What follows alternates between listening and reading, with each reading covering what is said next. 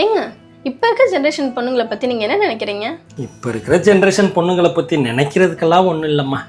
ஒரே ஒரு சின்ன ரெக்வெஸ்ட்டு. என்ன ரெக்வெஸ்ட்டு?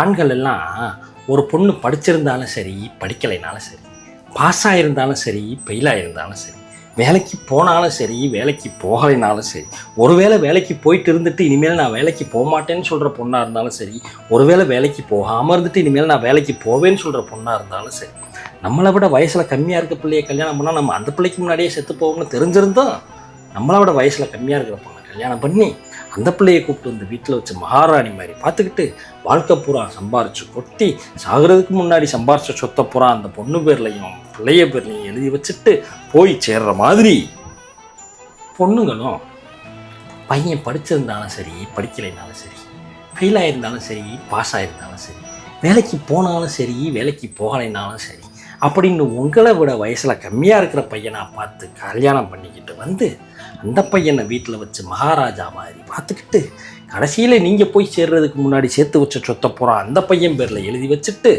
போய் சேர்ந்தீங்கன்னா மிச்சிருக்கிற 5 வருஷம் 10 வருஷம் அந்த பையன் சந்தோஷமாக இருப்பேன் பாருங்கள். அந்த ஒரு சின்ன வேண்டுகோள் மட்டும்தான், கொஞ்சம் கன்சிடர் பண்ணுங்க.